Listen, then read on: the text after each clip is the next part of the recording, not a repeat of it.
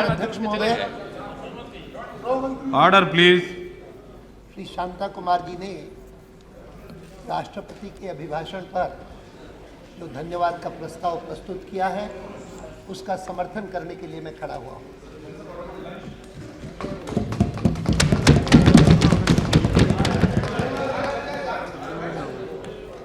12वां आम चुनाव जो अभी अभी समाप्त हुआ है और जिसके बाद यह लोकसभा गठित हुई है, वह एक प्रकार से स्वतंत्र भारत के राजनीतिक इतिहास में एक अति महत्वपूर्ण मील का पत्थर है। वैसे 1951 में भारतीय जनसंघ की जब स्थापना हुई थी, तब से लेकर के मैं राजनीति में सक्रिय रहा हूं और पहले आम चुनाव से लेकर के 52 के आम चुनाव से लेकर के आज तक के सभी चुनावों में भाग लेने का मुझे सौभाग्य प्राप्त हुआ है, एक राजनीतिक कार्यकर्ता के नाते या कभी कभी एक प्रत्याशी के नाते। लेकिन मैं मानता हूं कि अभी अभी पूरा हुआ चुनाव वह हिंदुस्तान की राजनीति को एक निर्णायक मोड़ देता है। मुझे स्मरण है कि 1967 तक तो कांग्रेस पार्टी के आधिपत्य को कोई चुनौती दे ही नहीं पाता था, न केंद्र में न राज्यों में। 1967 में पहली बार कुछ राज्यों में कांग्रेस पार्टी पराजित हुई थी और जिसको संविध सरकारें कहते हैं वह संविध सरकारें बनी थी। लेकिन केंद्र में उसका आधिपत्य वह 1977 तक बना रहा और 1977 में पहली बार केंद्र में भी कांग्रेस पार्टी पराजित हुई और जनता पार्टी की सरकार आई। 1977, उसके बाद 1980, उसके बाद 1984, उसके बाद 1989, उसके बाद 1991 और उसके बाद 1996 और 98। इन चुनावों में कई बार हमने सत्ता परिवर्तन देखा। 2 बार कांग्रेस पार्टी वापस आई, 1980 में और 1991। बाकी बार कोई न कोई गैर कांग्रेसी सरकारें बनी। मैं इनकी तुलना करता हूं तो मुझे दिखाई देता है कि यह जो सत्ता परिवर्तन हुआ वो 77 में हुआ या 80 में हुआ या फिर 89 में हुआ या 91 में हुआ या 96 में हुआ। इन सभी बार निर्णायक जो परिवर्तन हुआ वह एक नेगेटिव वोट के कारण हुआ। इमरजेंसी के कारण कांग्रेस पार्टी 1977 में हार गई। वह कोई इसलिए नहीं था कि जनता पार्टी को लोगों ने पसंद किया, लेकिन इसलिए कि इमरजेंसी को नापसंद किया, इसीलिए परिवर्तन हो गया। उसी प्रकार से 1980 में जनता पार्टी की झगड़ेबाजी को लोगों ने नापसंद किया और इसीलिए कांग्रेस पार्टी वापस आ गई। 91 में भी मानता हूं यह कोई पॉजिटिव समर्थन था जिसके आधार पर जनता दल की सरकार बन गई, ऐसी मेरी मान्यता नहीं है।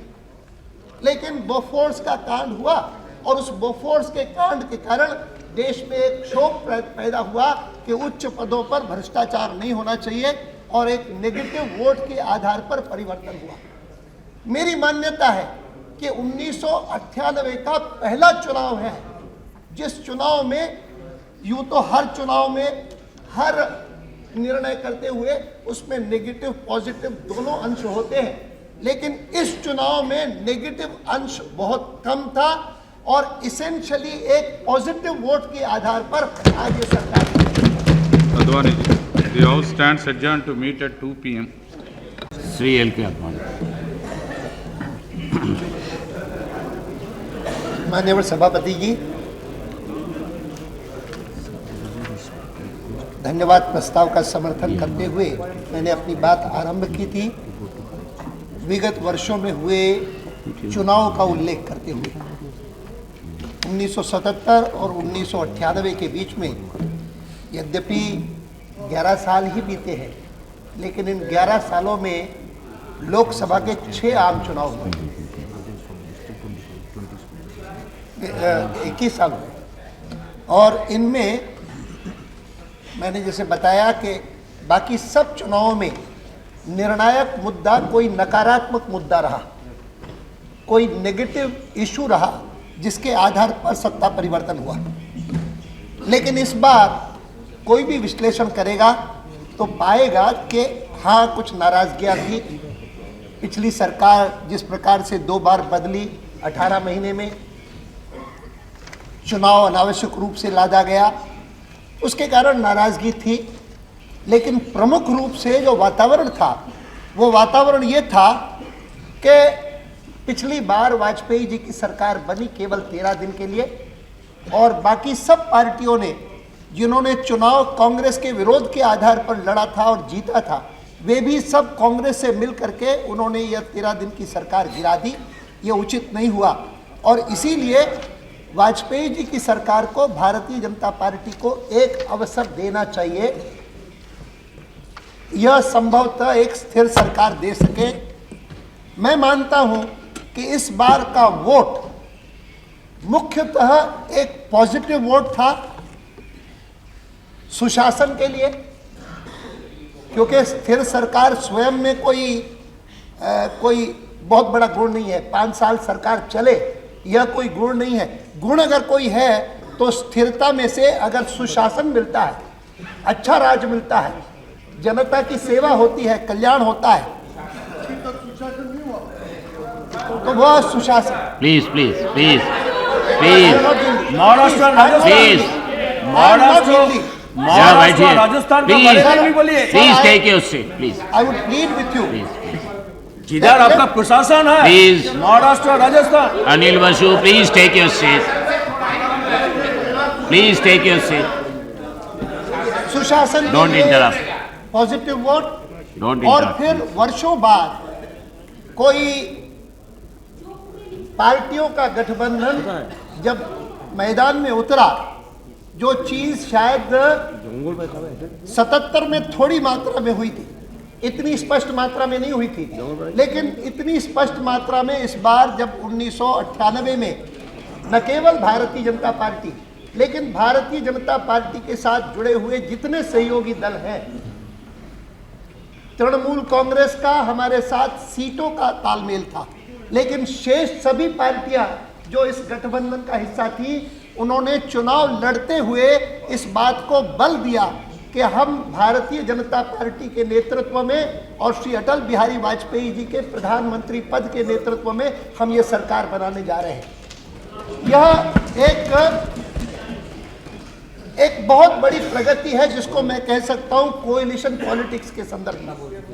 कोएलिशन मिली जुली सरकारों की एक संस्कृति होती है, और उस मिली जुली सरकारों की संस्कृति के विकास की दिशा में ये एक महत्वपूर्ण कदम था।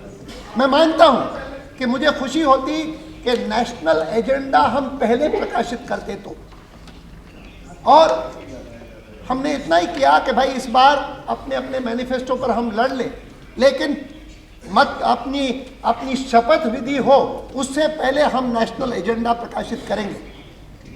जनता संयुक्त मोर्चे की सरकार यह नहीं कर पाई थी। संयुक्त मोर्चे की सरकार अचानक बनी, और उस अचानक बनने में जिन्होंने एक दूसरे के खिलाफ संघर्ष किया था, लड़ाई की थी, कांग्रेस के खिलाफ लड़े थे, उस कांग्रेस को भी अपने में समाविष्ट करके उन्होंने यह यूनाइटेड फ्रंट की सरकार बनाई।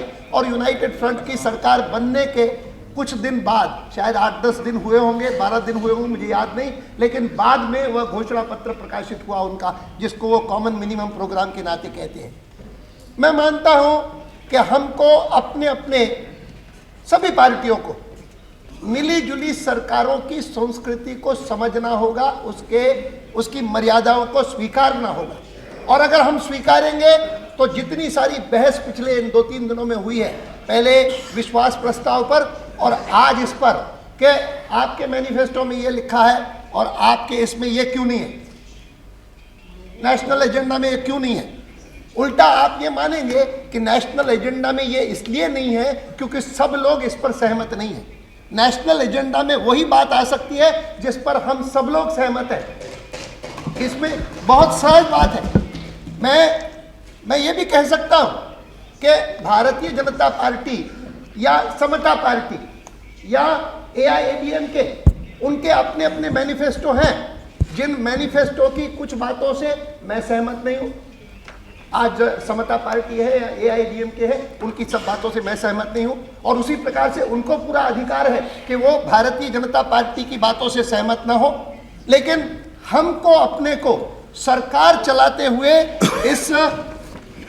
यह जो राष्ट्रीय एजेंडा है शासन का, उसी तक अपना ध्यान केंद्रित करना होगा।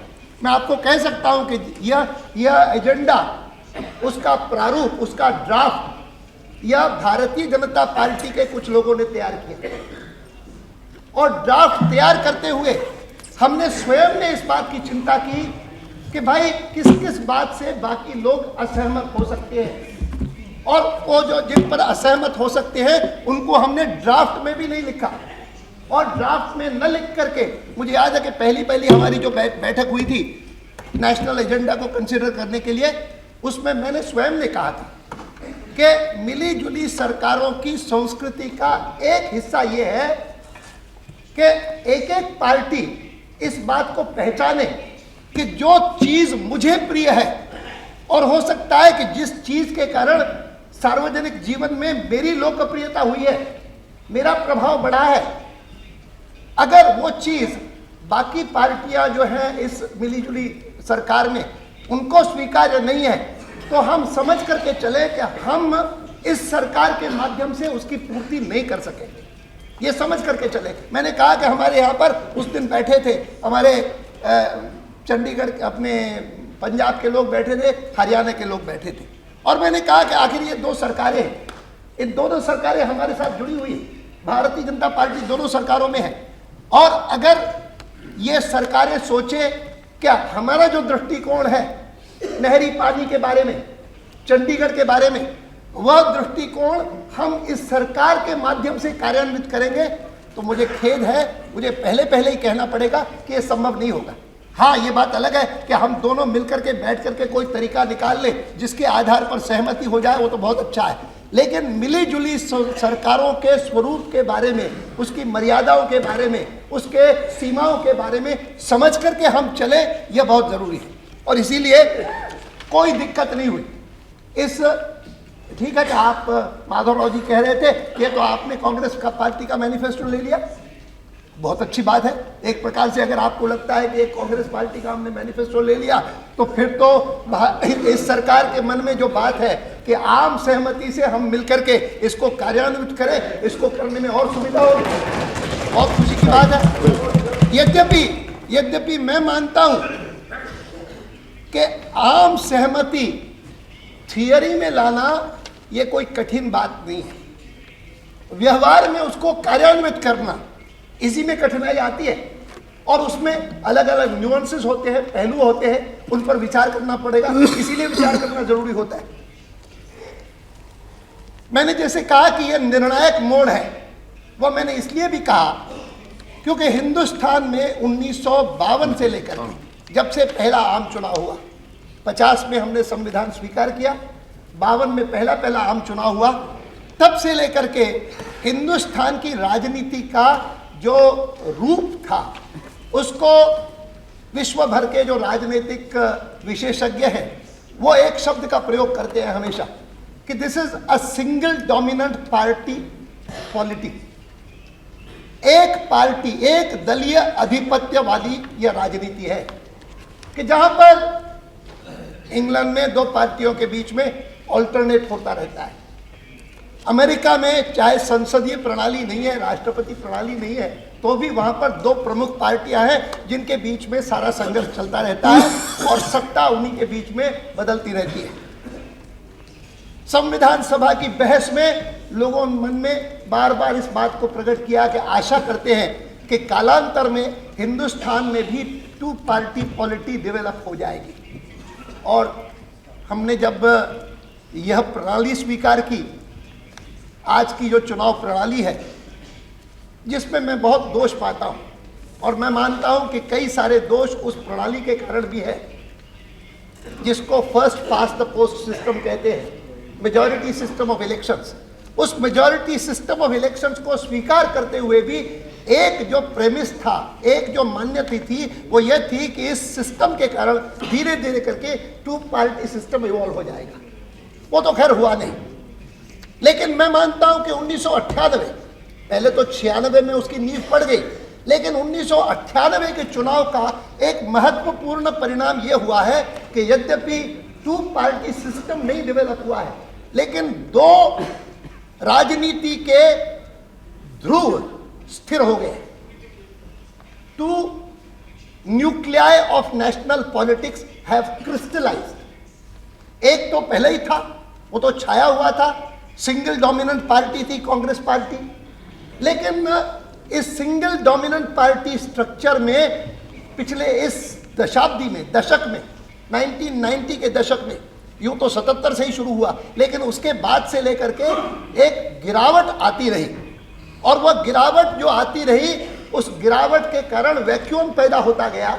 उस वैक्यूम को भरने के लिए भारतीय जनता पार्टी काफी तेजी से आगे बढ़ी। शायद ही किसी लोकतंत्र के इतिहास में किसी एक पार्टी ने इतने थोड़े समय में इतनी प्रगति की होगी जितनी भारतीय जनता पार्टी ने इस दशक में की। हाँ, मैं उस पर भी आ रहा हूँ, लेकिन मैं इस बात को स्वीकार करूंगा, कि that though the growth of the Bharatiya Janata Party has been phenomenal, our growth rate has not been able to match the decline rate of the Congress. Congress party के maybe whatever it is, I am talking today. मैं आज की बात कर रहा हूं, आज का विश्लेषण कर रहा हूं, और उसमें मैं मानता हूं कि भारतीय जनता पार्टी ने चाहे असाधारण प्रगति की है इस दशक में, हमारी इस प्रगति की गति वह आपके पराभव की गति का मुकाबला नहीं कर पा रही। और इसीलिए आपको कहना पड़ा कि पिछली बार अगर लोग, अपने संगमा साहब ने कहा कि पिछली लोकसभा में अगर इतने दल थे तो आज इतने हो गए, 40 हो गए, क्योंकि like nature politics also abhors a vacuum, there is never any vacuum. वो वैक्यूम हमेशा भर जाता है। कोई पार्टी, राष्ट्रीय पार्टी नहीं भरेगी तो कोई क्षेत्रीय पार्टी भरेगी, कुछ ना कुछ आ जाएगा। लेकिन इसमें भी मैं जो गुण देख रहा हूं वो ये कि यद्यपि टू पार्टी सिस्टम नहीं है, लेकिन दो स्थिर ध्रुव जरूर हैं। वैचारिक रूप से मैं मार्क्सवादी पार्टियों को एक वैचारिक ध्रुव वर्षों से मानता हूं, छोटा हो बड़ा हो, लेकिन है। लेकिन पार्टी के रूप में कांग्रेस पार्टी एक ध्रुव है, भारतीय जनता पार्टी दूसरा ध्रुव है। और यह जो विभाजन आज हुआ है लगभग बराबर का पहले कभी नहीं हुआ। और इसीलिए हमारे चिदम्बरम जी जो कह रहे थे, संगमा जी जो कह रहे थे, बिल्कुल सही है कि ये जो विभाजन है बिल्कुल राइट डाउन द मिडल, वह विभाजन इससे पहले नहीं हुआ। हमेशा स्विंग होता था, इस तरफ चले गए, उस तरफ चले गए। तमिलनाडु में आज भी स्विंग होता है, पुरानी प्रकृति है, एक तरफ जाता है और दूसरी तरफ जाता है। इस बार मैं सोचता था कि शायद वहां पर भी आधा आधा विभाजन हो जाएगा, लेकिन अपनी प्रकृति के अनुसार बिल्कुल दूसरी तरफ स्विंग हो गया। इन चीजों का भी हमारे ऊपर दायित्व आता है। लेकिन इन दिनों में जब भी कभी हमारी सरकार की ओर से सहमति की राजनीति की चर्चा होती है तो बहुत सारे लोग समझते हैं कि भाई क्योंकि इस लोकसभा का स्वरूप ये है इसीलिए ये बात कहते हैं, क्योंकि इनको स्पष्ट बहुमत नहीं मिला इसीलिए वो सहमति की बात करते हैं। लेकिन मैं समझता हूं कि वाजपेयी जी ने विश्वास प्रस्ताव पर बोलते हुए जो बात कही थी वो बहुत महत्वपूर्ण थी कि देश में कोई भी सरकार अगर सुशासन देना चाहती है, और सुशासन से हमारा अभिप्राय है कि देश के एक आम नागरिक को देश की सीमाओं को सुरक्षा देना, प्रशासन में शुचिता लाना, समाज में समरसता लाना और आर्थिक क्षेत्र में स्वावलंबन और स्वदेशी का भाव बलवान बनाना, ये जो सुशासन के लक्षण हैं, वह सुशासन के लक्षण तब तक नहीं हो सकते चाहे उसको 2/3 बहुमत मिल जाए, जब तक वो इन महत्वपूर्ण विषयों पर आम सहमति पैदा नहीं करती। इसलिए उन्होंने ये शब्द सही कहा कि 2/3 बहुमत भी सरकार के पास हो, तब भी सुशासन तब तक संभव नहीं होगा हिंदुस्तान में और आज की परिस्थिति में, जब तक आम सहमति की ओर देश न बढ़े। मैं इस चीज का उल्लेख इसलिए कर रहा हूं कि वो जिस समय घोषणा पत्र बनते हैं पार्टियों के, उस समय तो अपेक्षा ये होती है, और हमारे यहाँ पर भी अपेक्षा थी कि हम तो स्पष्ट बहुमत प्राप्त करेंगे, 300 से आगे जाएंगे, 350 पहुंचेंगे, 400 पहुंचेंगे, और एक आध राज्यों में अगर हमको धक्का न पहुंचता तो हम 300 से ऊपर पहुंच ही सकते थे, कुल मिलाकर के देश का जो वातावरण था उसके अनुसार। लेकिन तब भी हमने अपने घोषणा पत्र में एक अलग चैप्टर इस बात पर रखा, जिसमें हमने स्पष्ट रूप से कहा कि हिंदुस्तान में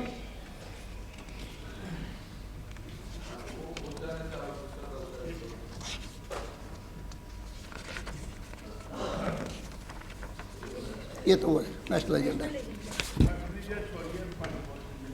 consensus building is an essential part of nation building. ये पूरा चैप्टर है towards a new culture of national consensus. Consensus building is an essential part of nation building.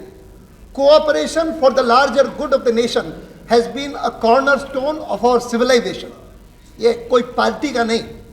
Yet one of the many baneful developments of India's post-independence polity has been the politics of confrontation and negativism. The BJP believes that in a multi-party democracy like ours, constructive dialogue, consultation and cooperation between the ruling and opposition parties is not only desirable but essential.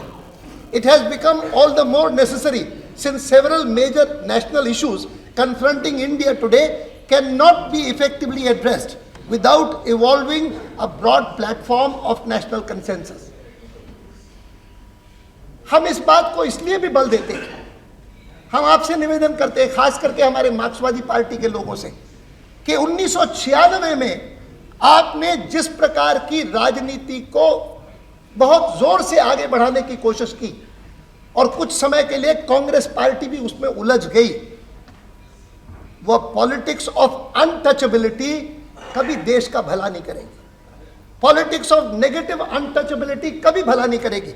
और आज तो Bharatiya Janata party बहुत बड़ी party बन गई होगी, लेकिन मुझे उन दिनों का स्मरण है जब भारतीय जनसंघ छोटी पार्टी थी, बहुत छोटी पार्टी थी, लेकिन फिर भी एक बार किसी मिली जुली सरकार का हिस्सा बन गई बिहार में 1967 में। मुझे याद है कि उसके बाद एक अधिवेशन हुआ था भारतीय जनसंघ का कालीकट में, केरल में, और उस समय हमारे जो अध्यक्ष थे, राष्ट्रीय अध्यक्ष पंडित दीनदयाल उपाध्याय, जिनके बारे में मैं कह सकता हूं कि एक प्रकार से हमको जितना विचार दिया है, जितना चिंतन दिया है भारतीय जनसंघ के समय से लेकर के, और जिनके चिंतन से, जिनके आचरण से, जिनके व्यवहार से, जिनके मूल्यों से आज तक भी हम प्रेरणा लेते हैं, उन पंडित दीनदयाल उपाध्याय की अध्यक्षता में जो अधिवेशन हुआ, उसमें कुछ हमारे प्रतिनिधियों ने खड़े होकर के बहुत आलोचना की थी कि ये क्या हो गया है जनसंघ को। बिहार की सरकार में सम्मिलित हो गए कम्युनिस्ट पार्टी के साथ, कम्युनिस्ट पार्टी के लोग उसमें सहमत, और आप भी उसमें शामिल हो गए। ये क्या किया है आपने? बहुत बड़ी गलती की है। कम्युनिस्ट पार्टी से मिलकर के आप कैसे सरकार में शामिल हो सकते हैं, ये हमको समझ में नहीं आता। यह बात आपत्ति उठा करके कई प्रतिनिधियों ने कही थी, और मुझे याद है कि तब पंडित दीनदयाल उपाध्याय ने उस सारी बहस का उत्तर देते हुए जो बात कही थी, उन्होंने कहा कि मैं मानता हूं कि ये बहुत बड़ी विडंबना है कि हिंदुस्तान में सामाजिक क्षेत्र में अस्पृश्यता गलत मानी जाती है। सामाजिक क्षेत्र में अगर कोई अस्पृश्यता का व्यवहार करता है तो उसको कहा जाता है कि ये गलत काम कर रहा है, ये दुराचरण कर रहा है। लेकिन राजनीतिक क्षेत्र में माना जाता है कि अगर इस प्रकार की अस्पृश्यता का आप व्यवहार नहीं करेंगे तो आप गलत काम कर रहे हैं। और उन्होंने कहा कि मैं कम से कम जनसंघ के अपने साथियों को कहूंगा कि चाहे जो स्थिति आए और आपके चाहे जितने मतभेद हो किसी पार्टी से, आप कभी अस्पृश्यता का व्यवहार किसी पार्टी के प्रति न करें, ये मेरा आपको सलाह होगी। और इसी कारण हमने अपने इस घोषणा पत्र में भारतीय जनता पार्टी के इस बार के हमने जब इस towards a new culture of national consensus की बात की, तो हमने स्पेसिफिकली जो 1, 2, 3 कहा, उसमें सबसे पहले specifically our party and government shall do the following. Number 1, we shall not practice political untouchability vis-a-vis any party.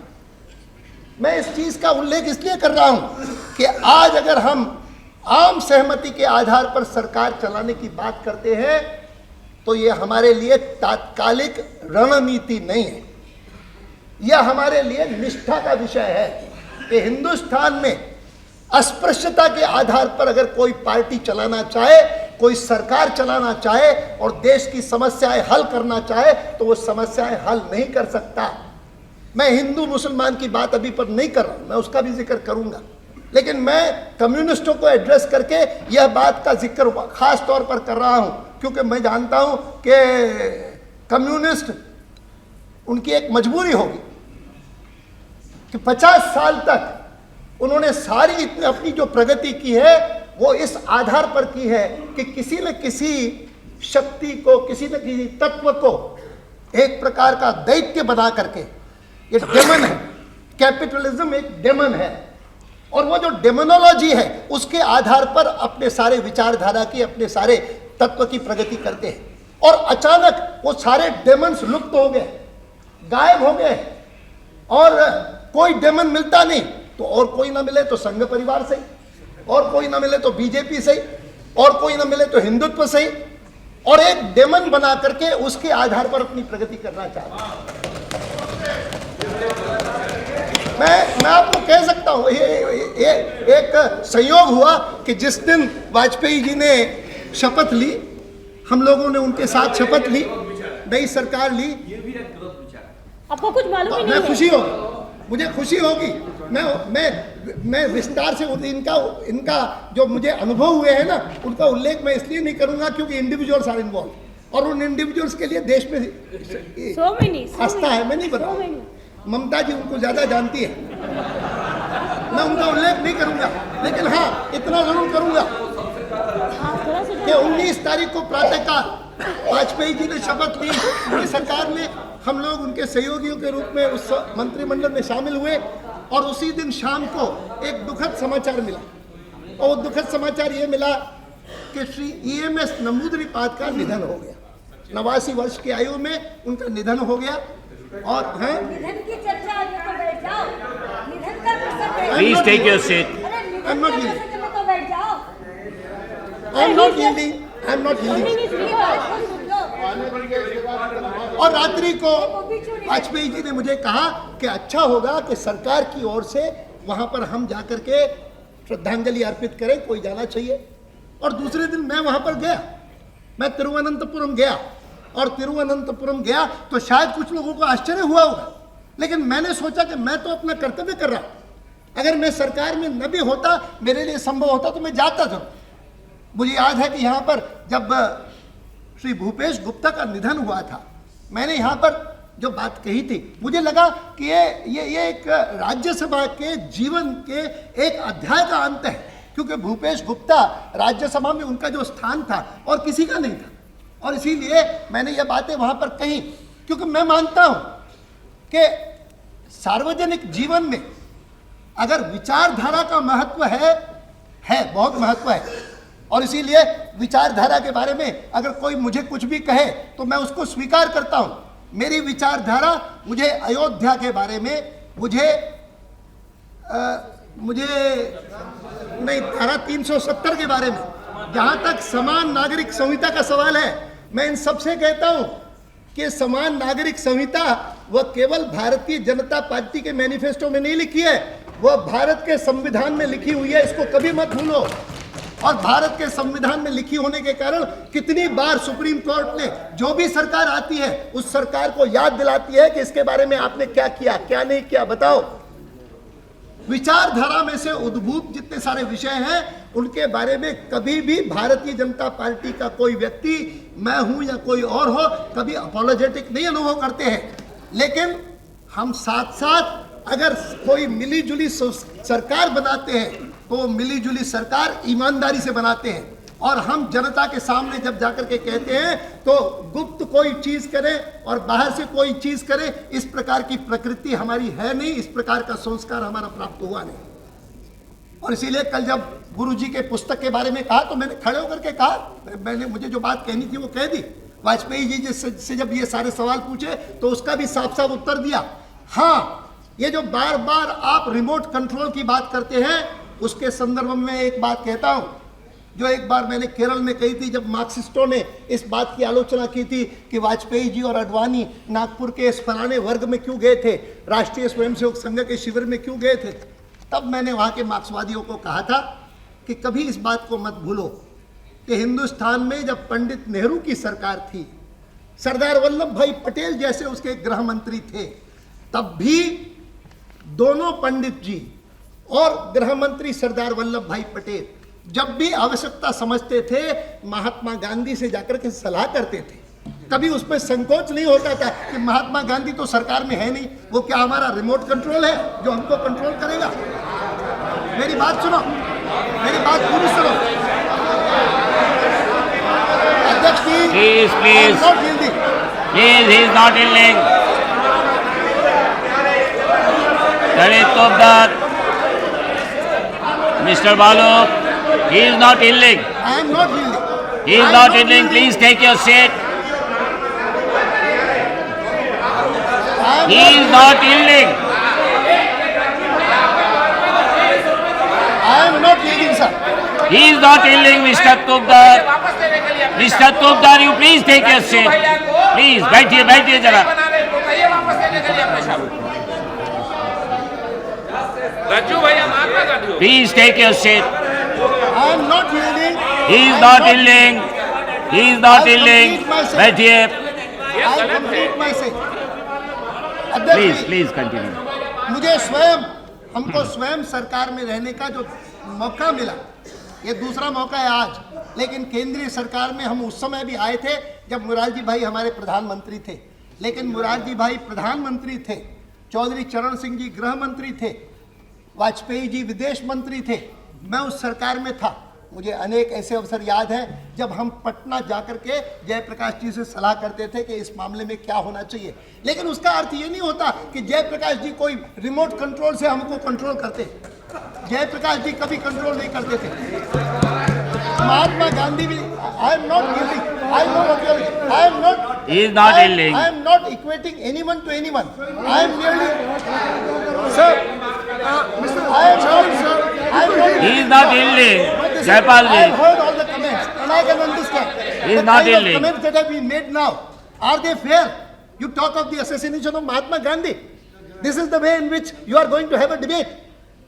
मैं आपको कहता हूं, जिस समय कोई assassination of महात्मा गांधी की बात करता है, मुझे लगता है कि that's the end of our arguments. आपके पास मैंने देखा है कि इस पूरी बहस कोई भी कर ले, बड़े से बड़ा हथियार कोई है तो या तो महात्मा गांधी की हत्या और 6 दिसंबर के आगे आगे बढ़ती नहीं। Sir I am making a point and my point is that this government is not going to be controlled by any other agency. Please. I will. You will have your turn. You will have your turn. Not now. He is Because not yielding. I have seen the. Rajesh ji. Please. नहीं sir. ये घटना छोटी मोटी नहीं। Please take your seat. छोटी मोटी घटना नहीं है। अध्यक्ष जी, व्यवस्थित करिए। Sir, it is for. Please take your seat. He is not yielding. He is not yielding. Yield नहीं कर रहा है, बैठिए. Doubt in the mind of the people by two statements. What Honorable Prime Minister said day before yesterday, he has reversed the Please, whole thing. please take your seat. No, Please. this is not correct. Please take your seat. Yes, it's not. Let him continue. Please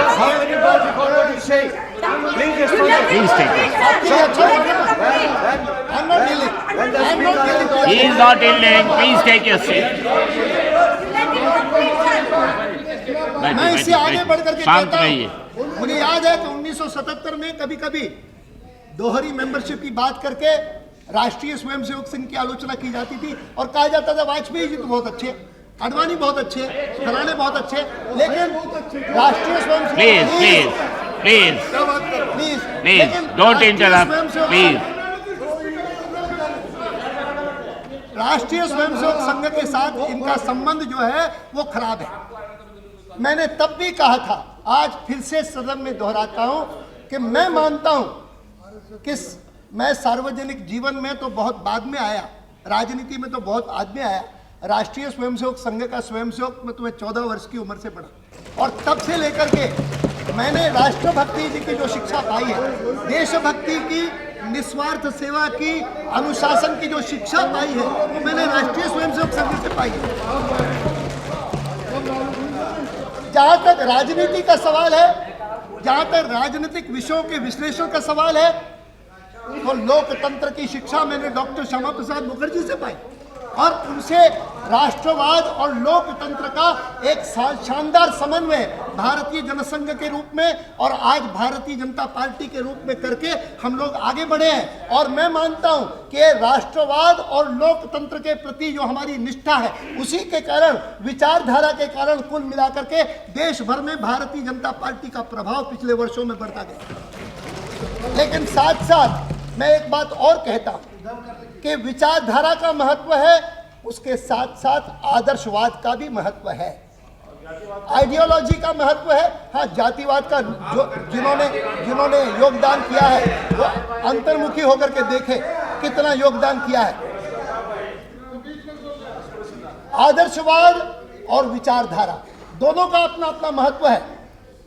और मैंने, सरकार तो अभी बनी, लेकिन सरकार बनने के 3 महीने पहले एक इंटरव्यू देते हुए मैंने कहा था, a large segment of governance has nothing to do with ideology. A large segment of governance has nothing to do with ideology.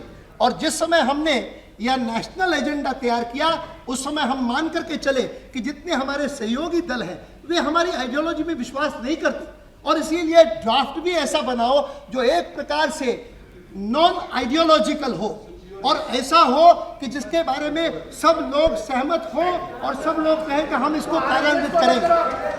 और इस बार के चुनाव में इसमें कोई संदेह नहीं कि लोगों ने 1996 में राम मंदिर के आधार पर वोट दिया होगा, 91 में दिया होगा, एक बार बोफोर्स के आधार पर दिया होगा, एक बार इमरजेंसी के आधार पर दिया होगा। इस बार अगर किसी एक विषय के आधार पर देश के मतदाताओं ने समर्थन दिया हमारी इस सरकार को, भारतीय जनता पार्टी को और सब सहयोगी दलों को, समता पार्टी हो, अकाली दल हो, AIADMK हो, PMK हो, MDMK हो, हरियाणा विकास पार्टी हो, शिवसेना हो, जितनी पार्टियां हैं, सबको जो समर्थन दिया वो प्रमुख रूप से ये कि ये एक अच्छा सुशासन दे सकेंगे, एक अच्छा एबल प्राइम मिनिस्टर देश को दे सकेंगे, उसके आधार पर।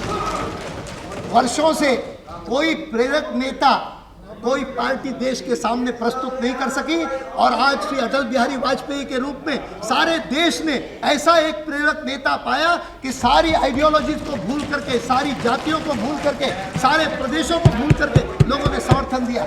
लोग परेशान होते हैं। Please please please take your seat. 370 बैठिए। मंदिर मस्जिद की बात, Why are you interrupting? आप बैठिए ना। आप उसको क्या छोड़े? प्लीज प्लीज बैठिए बैठिए 73% ने बैठिए। वाजपेयी जी को प्रधानमंत्री, अच्छा प्रधानमंत्री के रूप में नहीं स्वीकार किया। बैठिए। 73% ने किया। इसलिए ये नहीं कहिए कि देश ने एबल प्रधानमंत्री मान लिया। ठीक है, बैठिए। 27% ने ओपिनियन पोल में वोट दिया था। प्लीज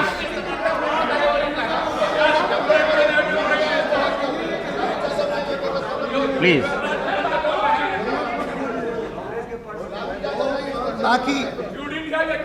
बाकी पार्टियों में यही निर्णय नहीं कर पाते हैं। और भारतीय जनता पार्टी ने अगर निर्णय किया, और निर्णय की घोषणा करने का सौभाग्य अगर पार्टी के अध्यक्ष के नाते मुझे मिला, तो जब से मैंने मुंबई के अधिवेशन में इसकी घोषणा की है, कितने लोग हैं जो पूरी देर इसी बात पे लगे रहते हैं, इन दोनों के बीच में भेद कैसे पैदा किया। और मैं यहाँ पर बैठे बैठे किस किस ने क्या क्या नहीं कहा है,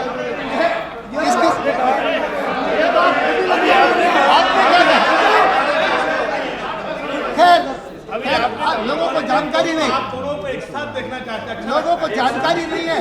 हमें अच्छा लगता है मुत्तमर जी ना होते तो मैं दिल्ली आता भी नहीं। मैं वाजपेयी जी के जिस समय पहली बार वो चुने गए थे लोकसभा के सदस्य के नाते, पंडित दीनदयाल जी ने कहा कि आप उनके सहयोगी के नाते यहाँ आकर के कार्यालय का काम संभालिए। तब से लेकर के मैंने राजनीति में जो कुछ सीखा है वो इनसे सीखा है।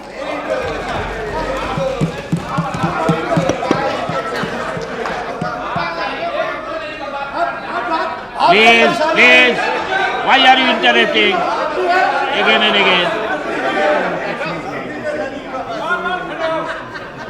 आपकी परेशानी मैं समझ सकता हूँ, लेकिन उसको मैं दूर नहीं कर सकता, क्योंकि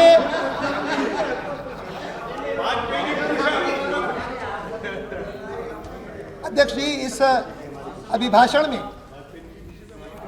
कुछ लोग भले कहें कि इसमें कार्यक्रम नहीं है, कुछ भी नहीं है, लेकिन मैं मानता हूं कि इसमें काफी स्पष्ट दिशा दी है कि यह सरकार किस दिशा में जाएगी। और मैं कुछ ही बातों का बहुत संक्षेप में उल्लेख करूंगा, बहस का उत्तर विस्तार से तो वाजपेयी जी देंगे। इस बात पर गलतफहमी किसी को थी, क्योंकि मैं जब सुन रहा था अपने माधवराव जी को, तो माधवराव जी ने कह दिया कि ठीक है आपके 179 आ गए मेंबर्स, लेकिन हमको वोट ज़्यादा मिले कांग्रेस पार्टी को, भले 141 आए हों, हमको वोट ज़्यादा मिले। मैंने कहा कि ये उन्होंने कहीं से खोज निकाला है, मैं जाकर के देखूं तो सही, गलत तो नहीं कहेंगे, और गलत उन्होंने कहा भी नहीं। उन्होंने जो कुछ कहा उसमें सच्चाई है, लेकिन वो सच्चाई जो है वो पूरी तब सामने आती है जब उसके पूरे तथ्य बताए जाते हैं। जैसे मैंने देखा कि भारतीय जनता पार्टी को कुल मिलाकर के पार्टी को 25.46 वोट्स मिले, परसेंट वोट मिले, और कांग्रेस पार्टी को 25.68% वोट्स मिले। तो ज़्यादा वोट तो थे, लेकिन इस बात का भी उल्लेख करना चाहिए था कि हमारे 25.46% वोट्स 388 कैंडिडेट्स के आधार पर थे, जबकि ये 477 कैंडिडेट्स के आधार पर।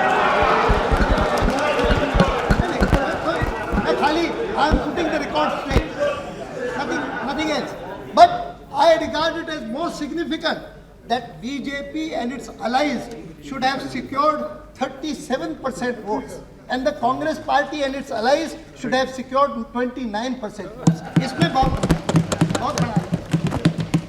This is just to put the record straight.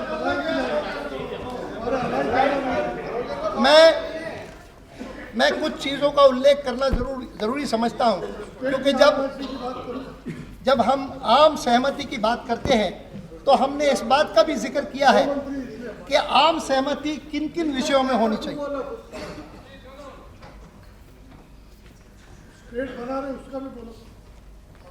हाँ वो भी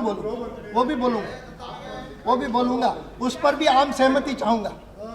हाँ, उस पर भी आम सहमति अगर आप बैठिए।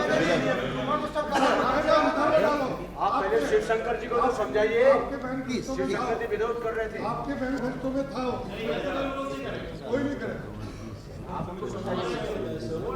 राष्ट्रपति के अभिभाषण में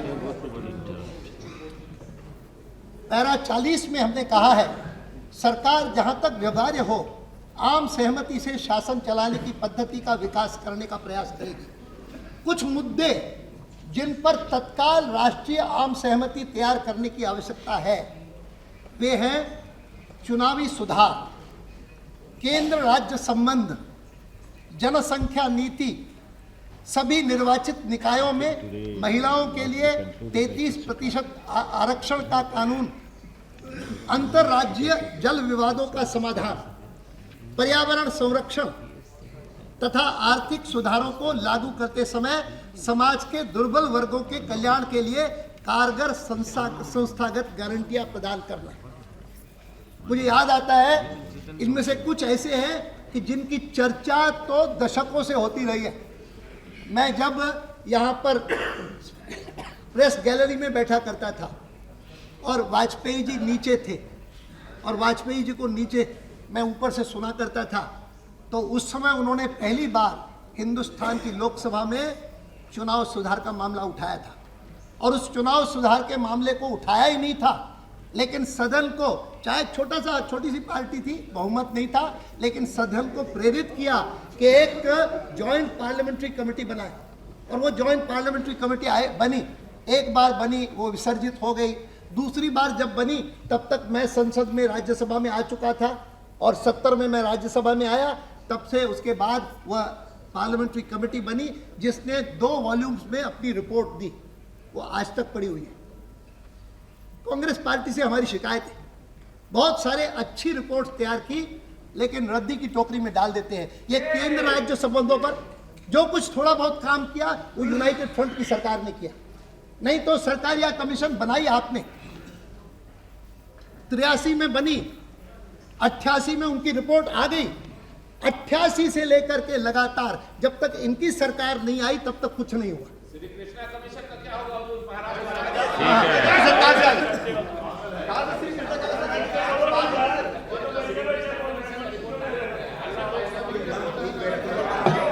और इनकी इंटरस्टेट काउंसिल में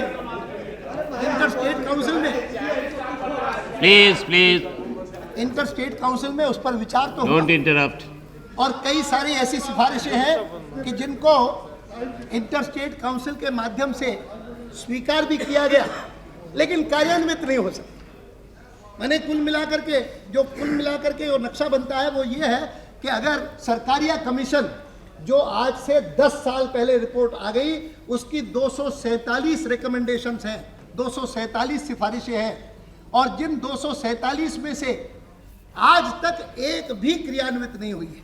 यद्यपि 89 इस पिछली इंटरस्टेट काउंसिल में यूनाइटेड फ्रंट की सरकार जब थी तब 89 को उन्होंने पॉजिटिव अनुमोदन अपना दिया है, लेकिन till today not a single one has been implemented. This is the state of affairs so far as committees and commissions set up by the Congress party is concerned. It's a matter of regret. लेकिन हमारी सरकार की ओर से प्रयत्न होगा कि इस दिशा में जितनी शीघ्रता हो सके आम सहमति तैयार करके इलेक्टोरल रिफॉर्म के बारे में, सेंटर स्टेट्स के बारे में, और सेंटर स्टेट्स के बारे में इस सरकार या कमीशन की दस्तावेज से भी आगे बढ़ करके भारतीय जनता पार्टी या उसके सहयोगी दल जैसे शिवसेना है, पंजाब है, हरियाणा है, इनकी एक स्टैंडिंग काउंसिल हमने बनाई मुख्यमंत्रियों की, जिसकी बहुत अच्छी रिपोर्ट तैयार की है। उस रिपोर्ट को भी हम ध्यान में रख करके हमारी जो अपनी मान्यता है उस मान्यता का उल्लेख हमने अपने इस नेशनल एजेंडा में लिखा है कि हम मानते हैं कि that there is a clear case for devolution of much greater powers and functions in favor of the states. राज्यों के पक्ष में अधिक से अधिक अधिकार देना, अधिक से अधिक उनको दायित्व देना, उनको शक्ति देना, इसके दिशा में हम आगे बढ़ेंगे, और सरकार या कमीशन के सिफारिशों को तो निश्चित रूप से हम लागू करेंगे।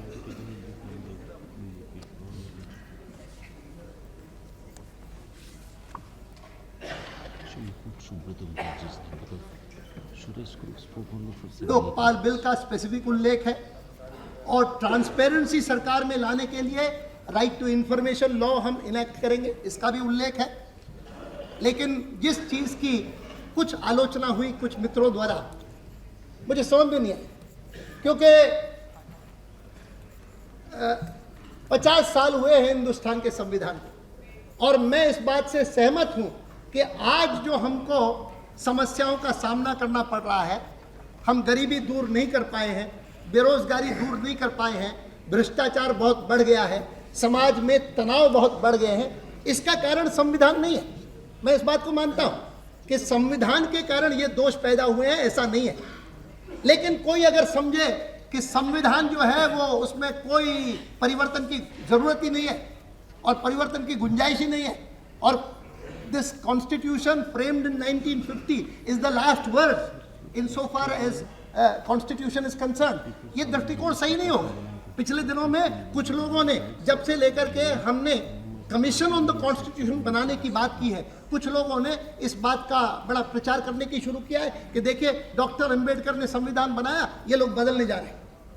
और मुझे बहुत खुशी है कि हमारे मित्र वाइको ने कल एक ऐसा उद्धरण डॉक्टर अंबेडकर का हम इस सदन को सुनाया जिसमें डॉक्टर अंबेडकर ने कहा कि every generation should be willing to change the constitution. Every generation, हर जो पीढ़ी आती है उसको सोचना चाहिए कि जो दूसरी पीढ़ी आने वाली है वो दूसरी पीढ़ी है। ये एक तत्परता होनी चाहिए। और उन्होंने शब्द का प्रयोग किया कि कॉन्स्टिट्यूशन को इनफैलिबल और उसको एक सैक्रोसैंक्ट मान करके चलना ये सही नहीं है। साथ साथ मैं ये भी मानता हूं कि चाहे जितना छोटे से बहाने पर उसको संविधान को बदलो, ये भी कोई प्रवृत्ति सही नहीं है। Please take your seat. Please, he is not yielding.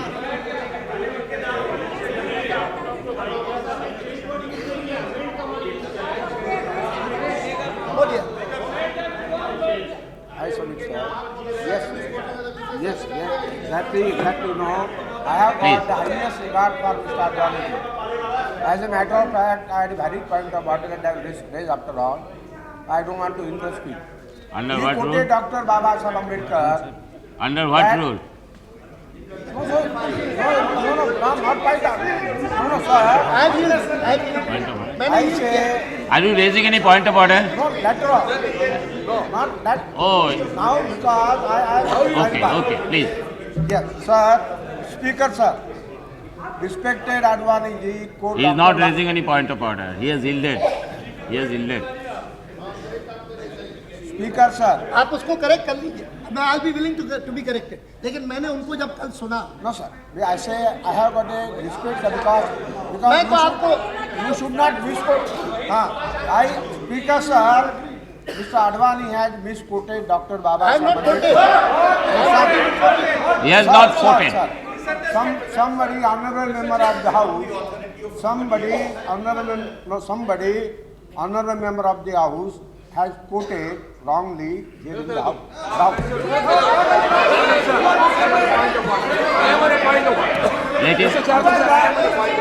Let him finish. I said that. Let him complete. Let him complete first. No, he is not telling us. He is not referring to Advani ji. He is referring to Mr. Chairman, sir. Mr. Vaiko. Sir, Mr. Chairman, sir. Let him complete first.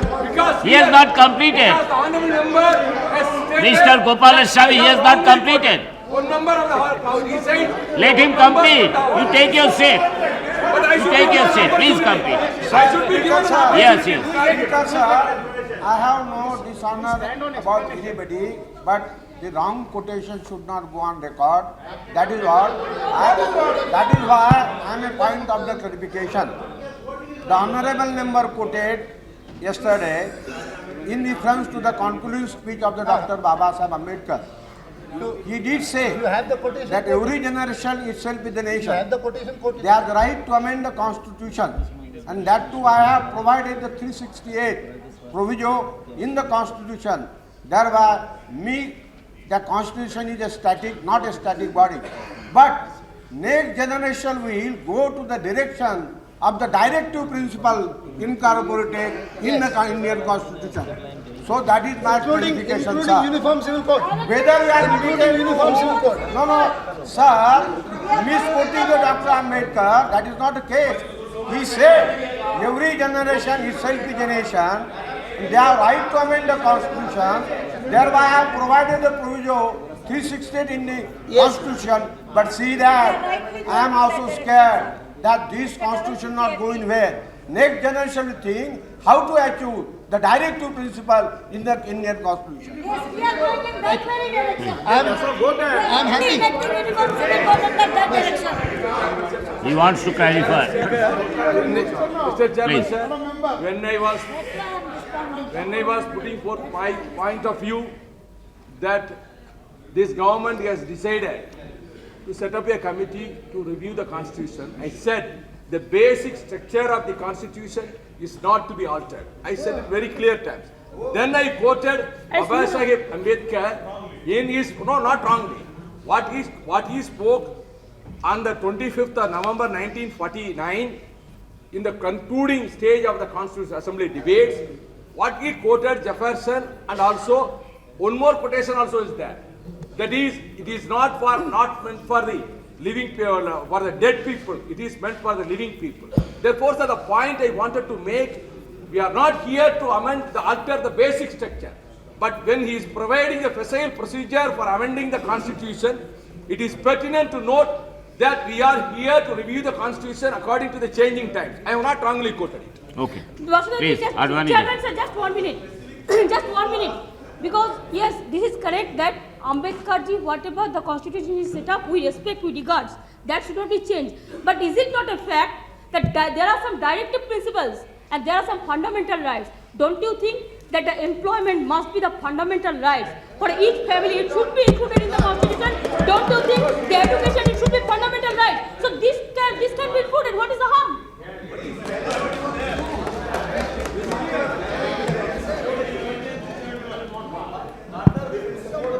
Yes, that much you can do it. Sir Please. अध्यक्ष जी, क्योंकि कुछ मित्रों ने हमारे इस कथन को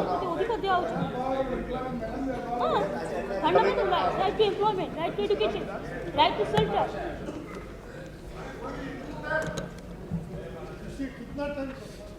नहीं, अभी मैं कंक्लूड करूंगा। He is concluding.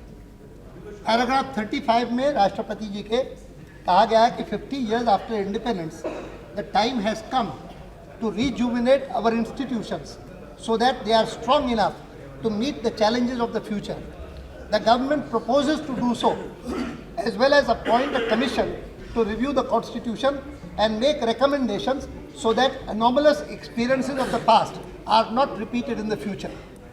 इन 50 सालों में भी समय समय पर अनेक ऐसे लोग हैं, प्रमुख लोग, गणमान्य लोग, इस पार्टी के लोग, इस तरफ के लोग, श्री वीपी साठे जैसे लोग, श्री वेंकटरमन जैसे लोग, नानी पालखीवाला जैसे लोग, मधु दंडवते जैसे लोग, जिन्होंने इस बात पर कहा है कि शायद संसदीय लोकतंत्र की बजाय अगर हम प्रेसिडेंशियल सिस्टम लाएं तो अच्छा। मैं इस मत का नहीं हूँ, मैं ये बात नहीं है। मधु दंडवत ने ये नहीं कहा, मधु दंडवत ने नहीं कॉन्स्टिट्यूशन बदलने की बात की। No, he supported parliamentary democracy. Yes, yes. He totally opposed the presidential I am merely saying कि ये जो पीरियोडिकली उठता रहता है, उस पीरियोडिकल एक्सप्रेशन को, और प्रमुख लोग हैं जिनका सबका मैं आदर करता हूँ, उसकी बजाय अगर इस सरकार ने उचित समझा और नेशनल एजेंडा में ये लिखी कि एक कमीशन बनाया जाए जिसमें कॉन्स्टिट्यूशनल एक्सपर्ट्स हो, लीगल लुमिनरीज हो, पार्लियामेंटेरियंस हो और पब्लिक लाइफ से लोग हो, और ऐसे लोग मिलकर के विचार करें कि क्या कोई मौलिक परिवर्तन करने की भी जरूरत है, या सेंटर स्टेट रिलेशंस के बारे में जो आज अधिकार दिए गए हैं उसमें कोई क्रांतिकारी परिवर्तन किया जाए, या जो इलेक्टोरल सिस्टम हमने स्वीकार किया है उसमें कोई परिवर्तन किया जाए।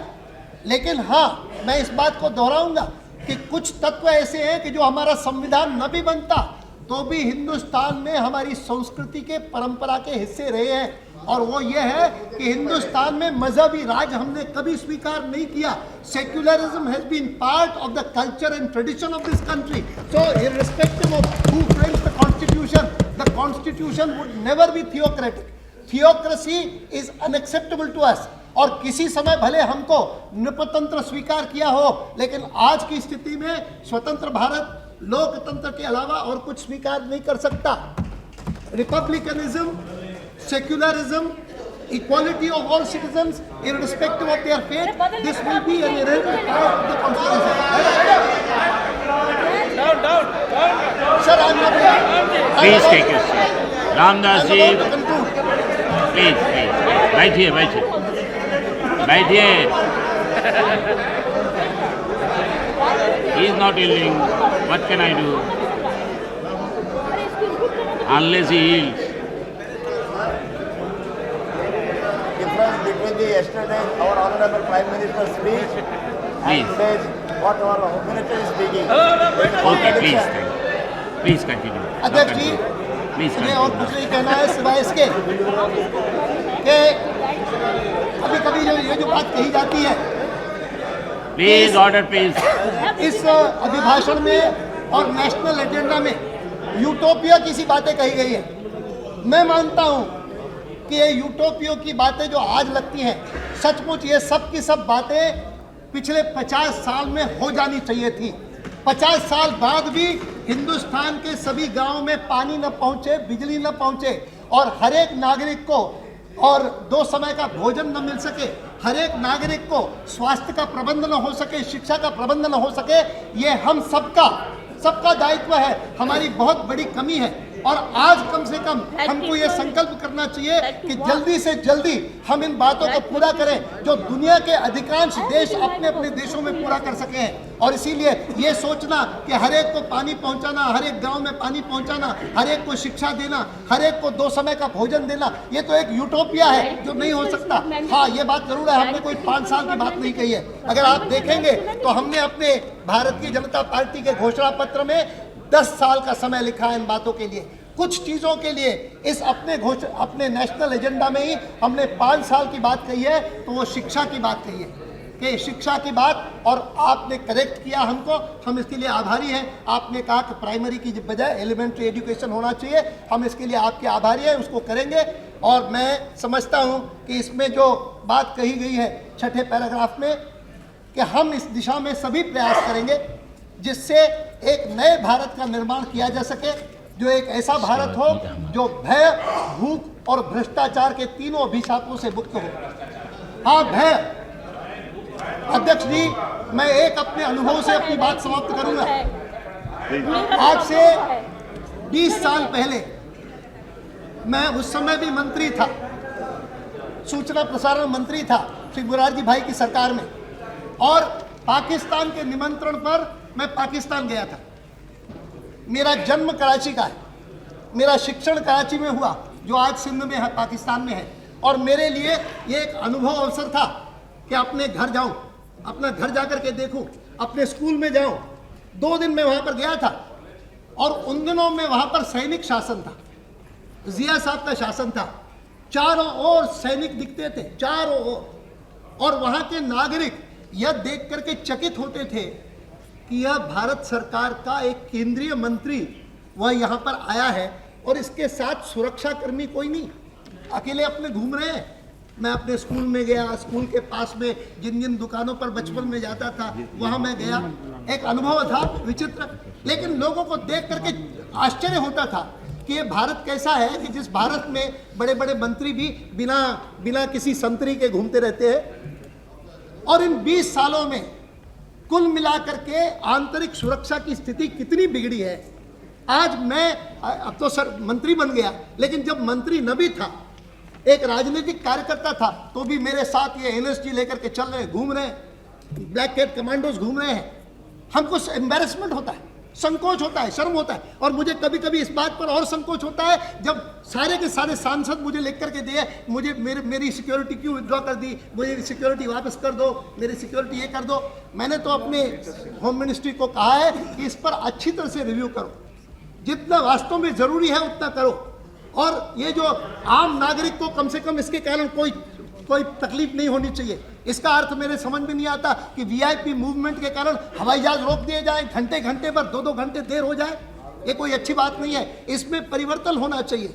लेकिन मैं जिस बात पर बल दे रहा हूं कि भय मुक्त भारत करना यह हम बहुत जरूरी समझते हैं। और कल यहाँ पर तमिलनाडु की बहुत चर्चा हुई, कभी अवसर आएगा तो मैं उसका कुछ बोलूँगा।